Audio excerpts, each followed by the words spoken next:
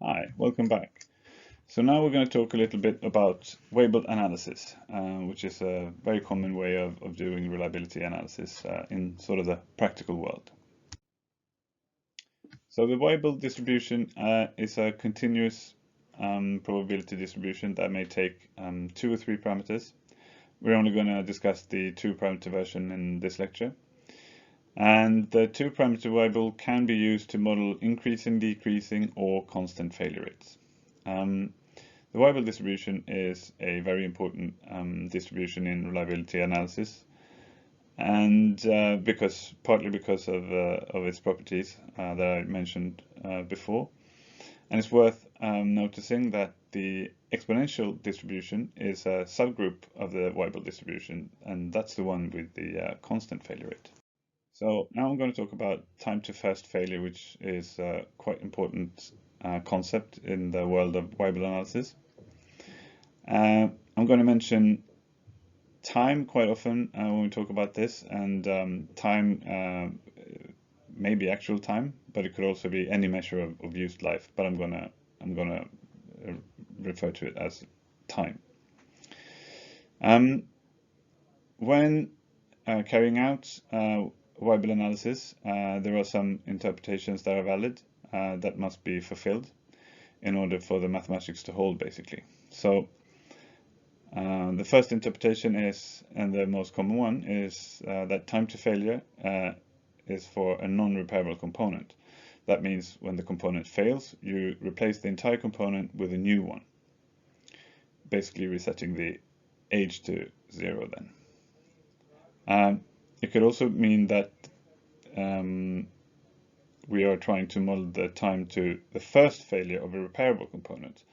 A repairable component is a component that when it fails, you would repair it, and it would not necessarily return to as good as new, but it could be somewhere in between what it was before and being completely brand new. But the weighable analysis can still be used for time to the first failure of this component. Not the second and the third one, but only the first. It could also be interpreted as time to the first failure of a repairable system or repairable component, which after maintenance is assumed to return the system to an as good as new condition. If none of these interpretations are valid, then you cannot use the weighable analysis, i.e. for using it to model repairable systems. You have to use some other model like non-homogeneous Poisson processes, for instance. So now we're going to get into some more detail on the weighable distribution, starting off with the weighable PDF. The weighable distribution comes with a scale parameter, neta, also called characteristic age, and a scale parameter beta. And it's quite important to note that sometimes in the literature a different version of the scale parameter is also available, just so that you know. If you're trying to look up something from a different source, it's important to know that there are different definitions of the scale parameter. The weighable distribution is quite flexible. It can model several different failure rates, for instance. And if you look at the figure on the right hand side, you can see that it could also be used to approximate the normal distributions, for instance, using different values for the shape parameter. When it comes to modeling failure rates using the weighable function, it's often also referred to as the hazard rate. We often use the Greek letter lambda to symbolize the failure rate. And the definition of the hazard rate or the failure rate is that you have when you look at some small step in time, i.e. you have this delta t, which you it's running towards 0 in this case. So basically what the failure rate is saying is what's the probability of having a failure within this next small delta t, or next very small time step, provided that the component has not yet failed. So it's a conditional probability, and this is the interpretation of the hazard rate. So it's the probability of having a failure within the next small time step, provided that it hasn't yet failed. And this can be modeled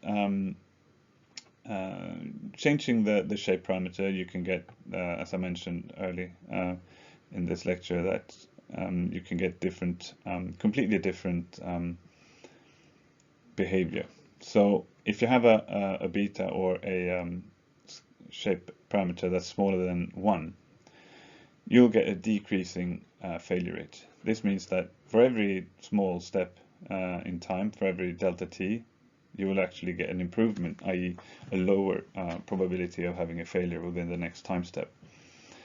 In reality, when it comes to electric power system components, this is very rare.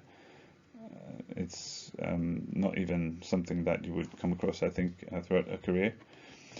When you set the shape parameter to 1, you get a constant failure rate, which is the actual exponential failure rate.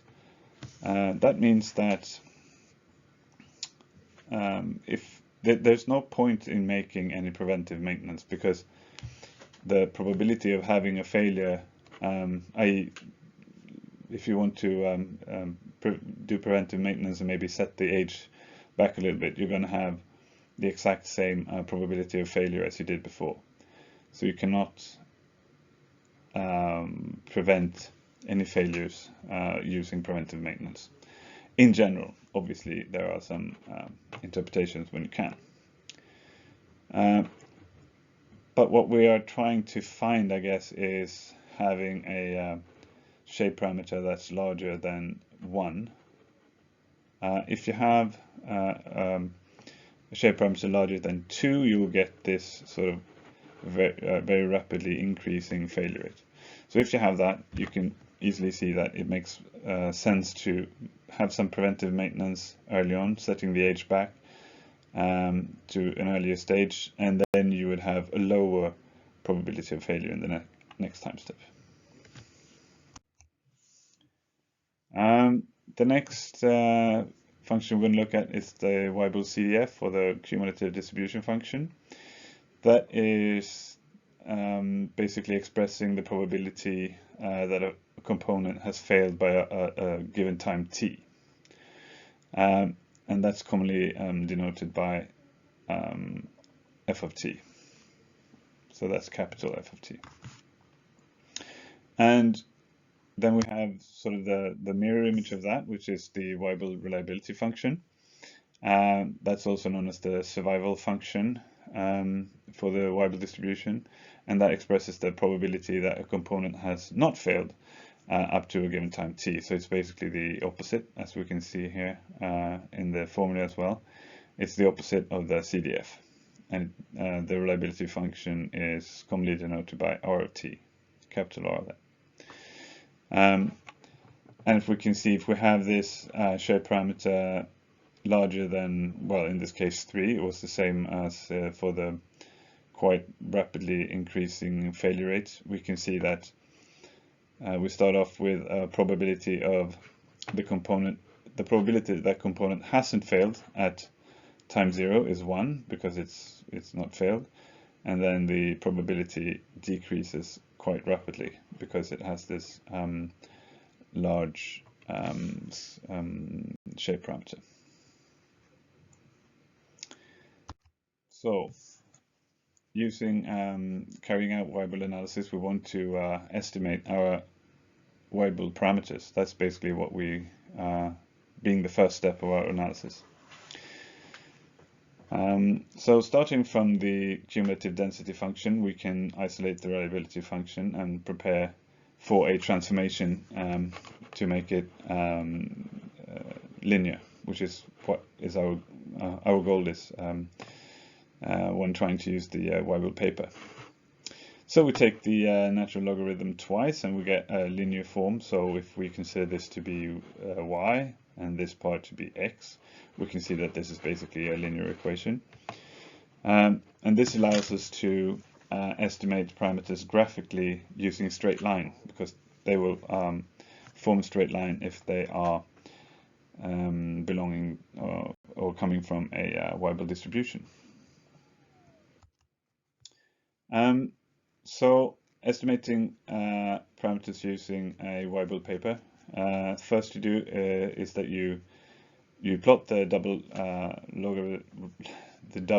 logarithm of the CDF, so on, according to this expression, and you plot it also towards the x-axis, which is the logarithm of time. And if you have a straight line, when all the, or rather you get a straight line when all the times to failure are Weibull distributed. You use a specific type of paper called a Weibull probability paper, which enable us to do this, and it's a sort of graphic way of doing it. However, we don't know the CDF yet. We cannot know this before we have the actual estimates of the Weibull parameters. So instead we use something called median ranks, and the first step is we rank our data in ascending order, and then we use something called the Bernard approximation, which is this basically, where you take the first observation, which is I in this case, and then you carry out this formula, and n in this case is the number of observations that you have. You multiply this to get 100% and so on, and then you make a table of these median ranks and use them as estimations of the CDF. And this is what we're going to do in the next slides here. So here we're going to try to estimate our Weibull parameters using the Weibull paper, this being a Weibull paper. So we're going to try to estimate the shape parameter beta and the scale parameter neta. We're also going to check our assumption that our failure times are actually Weibull distributed. So we're going to start off by putting together this table. So we have our failure times, time to failures in hours in this case. We put them in ascending order. We have our ranking here. And then we do the calculations according to the Bernard approximation formula, and we multiply by 100 and so on, and then we get the median rank, which is in this column right here. So the first time to failure, and we're going to plot these numbers into the Weibull paper. So we're going to start with the first one, but before we do that, we need to rescale our x-axis because it's starting at 1 here, and then we get 10 around here. We have our failure times to failure starting at 16, and the highest one is at 120, which means that we have to do some rescaling here. So we're going to start on 10 and then go up to 100, which is more suitable in our case. So we have time to failure 16, should be around here, yeah. The median rank is 10.9, so it's almost 11, should be around here somewhere. So we plot our first dot here. This is our first observation. And then we go to the next one. So we have time to failure 34 hours. We have 30 hours here, so it should be slightly more than that. And then the median rank for that one is 26.4, so it should be between 20 and 30 here somewhere. So we plot our next observation. Then we have the next one, 53 and 42.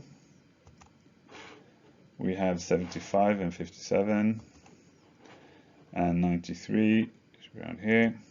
And then we have 120, and this is our last observation. So now we have all of our observations plotted, and we see that they form a line. So what we do, if we were doing this sort of analog, we would take our ruler and our pen, and we would draw a straight line and try our best to fit it to these crosses that we've made on the paper. So we draw a line, and now what we want to do, we can see that we have something called estimation point up here on the left hand corner. So we're going to try to draw a line from the estimation point and draw a line down to the Weibel paper that makes a line that's perpendicular to the line that we previously have. So we draw a line, and we want to make this perpendicular, so these two should be perpendicular to each other. Now that we've done this, we can start getting our estimates from for the different Weibel parameters. So we start off with the shape parameter, or beta hat. We can see that, so we just make a reading from where this line crosses this scale right here. It seems to be crossing at, so this is 1.5, so a bit less, so somewhere around 1.4. So we have 1.4, and then we put that in the square where it says beta hat. And then for the characteristic life, or neta hat, we go to the line, the dashed line here that says neta estimator, and where that line crosses our first line, this is where we go down and we'll make a reading on the x-axis to get our neta hat. So we start from where the neta estimator crosses our first line, and then we go straight down to the x-axis, and we'll make our reading here, and we get something like 76 here. So now we have our estimates for the beta hat 1.4 and neta hat 76. We can also see that the observations that we made, or the crosses that we have here, they are quite linear. They look to be quite linear, so we can assume that our assumption that this was that the times to failure were Weibel distributed, that seems to be correct. There's obviously a lot more advanced tools doing this in a closed fashion. We're going to go into some of them later in this section. So now we're going to make trying to do some exercises doing Weibel analysis using the Weibel paper.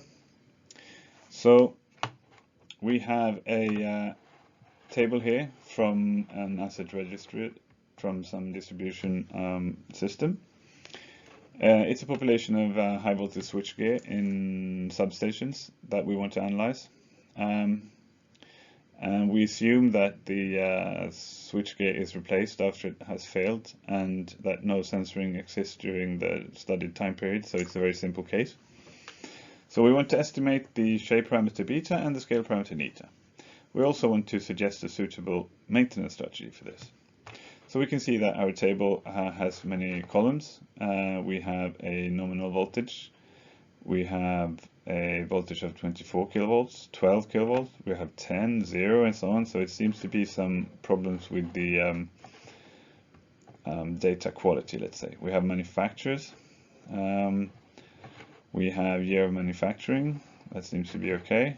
We have some type designation for this manufacturing, or this manufacturer. We can see that we have different kinds, and there seem to be some data quality issues with this. It seems to be sort of written in by hand. It's not standardized. And then we have some other information as well in the following columns.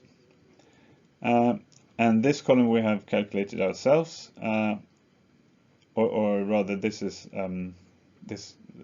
some failure statistics that we don't actually get from the asset registry automatically, but this is something that we would have to add to our table ourselves. But this is failure statistics from this particular company. So we have age at failure, 1.2 years in this case. This first one, it was installed in 2013. It only lived for 1.2 years. Now we had a different one, same voltage, same brand and so on. It was installed in 1999 and it only took 1.9 years and so on. And this is what our data looks like. And this is what we're going to start off with using the Weibull paper. So the first thing we need to do is to carry out using the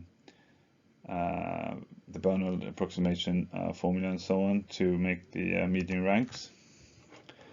So we rank the ages in ascending order and then we carry out the calculations and then we get our median ranks in percentage. So we start again plotting. We have an age 1.2 years and now we don't do any scaling. We have 1.2 years and then we have median rank 3.3 and so on. And then we carry on and do this for all our 21 observations. We draw our straight line.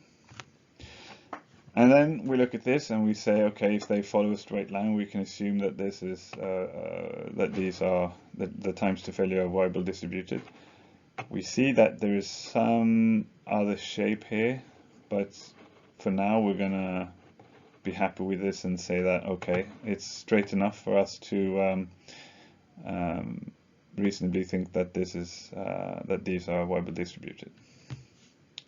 So the next thing then was that we look at the estimation point, we draw a perpendicular line to the first one, and then we make a reading from the scale for beta hat. So in this case we got 1.5. We check the NETA estimator, we follow the dashed line till it crosses our first line we fitted to our observations, and then we go straight down and get a reading from the x-axis. And then we get the characteristic life or NETA hat of 13 years.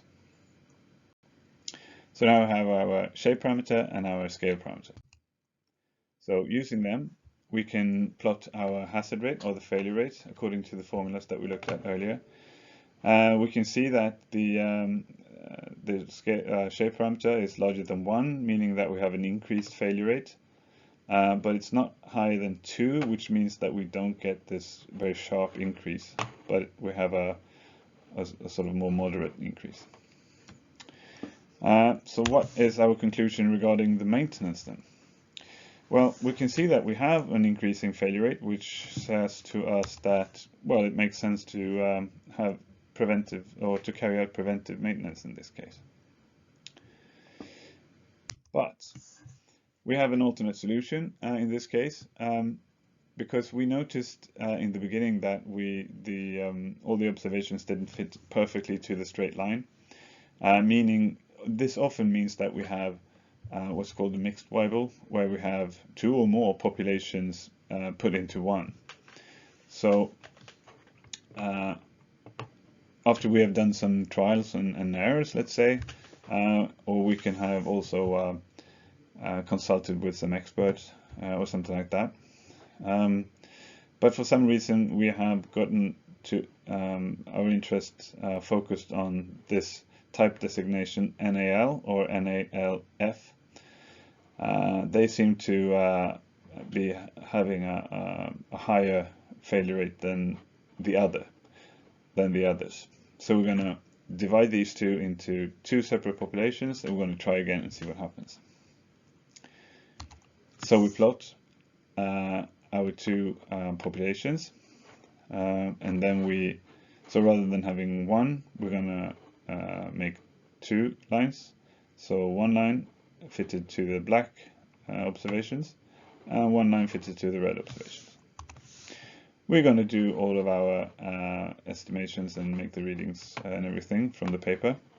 So for the other population, which is the red one, we get a beta hat for, or the scale parameter 1.2, and the NETA hat 14.5. And for the group where we have the type designation NAL or NALF, we get a beta hat of 2.4 and the NETA hat of 12.8.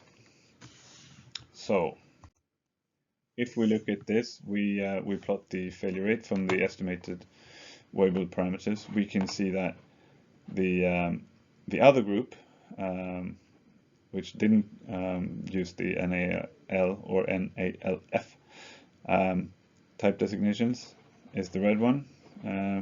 We see that we have a beta of 1.2, which is very close to 1. 1 being the constant failure rate or the exponential distribution. We can see that this is quite close to constant failure rate. For the NAL and the NALF population, however, we have a fairly high beta of 2.4. It's higher than 2, meaning that we get this sort of quite rapid increase in failure rate. So what conclusions can we draw from our maintenance strategy from this then? Well, we can say that we should not perform any preventive maintenance for the other group, i.e. the red one, because they have a constant failure rate and it would be a waste of money. We should spend all of our preventive maintenance money and resources on the NAL and the NALF switchgear. So, summary of this workflow is basically we look at we calculate the component age when it failed. We rank the data, all the observations ascending. We make a median rank table for estimating the Weibull CDF. And we plot all of this into the Weibull paper, and we'll fit a straight line, and when we evaluate the fit, so we can say that this is a Weibull distribution or not. They could, well belong to a different distribution. We estimate the Weibull parameters from the Weibull paper. We draw the straight line and so on. We make the readings, and then we get our estimates. And then we can plot the failure rate, and then we can draw our conclusions.